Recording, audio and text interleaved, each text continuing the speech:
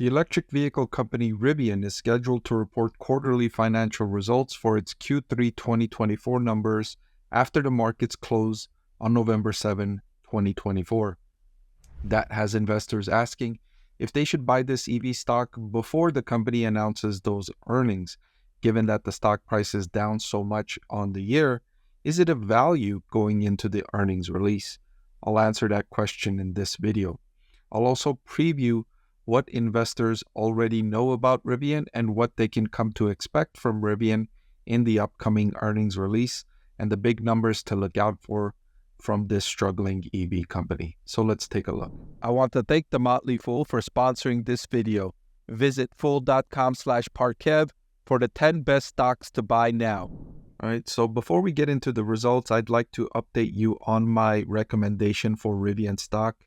All year in 2024, I've told investors to avoid Rivian stock. In fact, I've told investors to avoid a Rivian stock since 2020, 2021, when it initially exploded higher following its IPO. This year, I've told investors to avoid the stock. I last updated that recommendation on July 3rd. Hopefully, you followed that and you avoided this disaster. It's down 55% already year to date in 2024, as the EV industry overall in the US has struggled. EV sales in the US are growing very, very tepidly. The only market where EV sales are growing very nicely is in China. If you exclude EV sales in China, the EV market worldwide is disappointing, given the hundreds of billions of dollars, if not trillions of dollars, of government incentives that have gone into the industry. To see it growing so slowly, I think has many industry participants disappointed, to be sure. Now, something we already know about Rivian's upcoming quarterly release is the production and delivery numbers. Rivian already told us those. On October 4th, 2024, Rivian said they produced 13,157 vehicles in the latest quarter and delivered 10,018 vehicles in that time. As a result of some supply chain shortages, Rivian is revising downward its forecast for annual production here in 2024 to a midpoint of 48,000 units. That would be down year over year by a few thousand units, but the big point there is that no growth, right? It's going to go backwards in terms of production year over year for a company that's supposed to be in growth mode, for a company that's in an industry that was supposed to be growth oriented. Rivian has plans to be a much larger company. In fact, I don't think it can be profitable unless it has sales of at least 3 times as many units as it's selling right now. So it needs to grow in order to become profitable, but it's having difficulty growing, and this year will be a muted year for Rivian investors and Rivian company holders themselves. Now, a big key for Rivian is cost reductions. They've got to lower the cost per unit, and one way they're doing that is a new in-house drive unit, which features a redesigned inverter with 75% higher volume density and 25% lower cost for the same performance. These kinds of improvements are going to be key for Rivian, but these kinds of improvements could also be one of the reasons why they're having supply chain shortages. Trying to change from their previous technology of manufacturing to a newer, lower cost production is not an easy thing to do, and they're facing difficulty in that transition as they try to lower their cost per unit sold. Now, for 2024, the company during the second quarter said they took significant steps towards their profitability targets through some of the changes to the R1 platform. They expect to start seeing the impact of these changes in the second half of the year, and they still expect to reach a modest gross profit in the fourth quarter of this year. This is the big number for investors to look out for in the upcoming earnings release. When management updates investors, are they still saying that they will be gross profit margin positive by the fourth quarter of this year, or are they delaying and extending that to further quarters in the future? Now, it wouldn't be a big deal if they were to say instead of Q4, that they're going to reach profitability in Q1 or Q2 next year. And I think investors will give them some rope given the difficult macroeconomic circumstances plaguing the EV industry and given how far they are in terms of how much they lost per vehicle so far in the first half of the year. There's so much ground to cover. I'm not sure if they're going to, or I'm not sure if it's prudent to. I'm not sure how much they need to commit to that goal and how much it would impact their longer term to try and focus on hitting that short-term target. So that's going to be an interesting element to look out for from Rivian in the upcoming earnings release. Company generated $1.1 billion in revenue in the second quarter of 2024. That was flat year over year compared to the same quarter last year. And they generated a negative gross profit of $451 million in the second quarter. And that was worse than the $412 million for the second quarter of 2023. So in the second quarter, no progress. In fact, they moved backwards in their gross profit goal. But remember, they did say that they made some manufacturing technology improvements, and those are going to bear fruit in the second half of the year. So that's when we'll really find out if they're making big strides towards their goal, because they need big strides. Small steps forward are not going to move the needle for Rivian. They're losing so much money that they need to make bigger strides forward. So one of the reasons why they lost so much money is because they had to reduce the average selling price.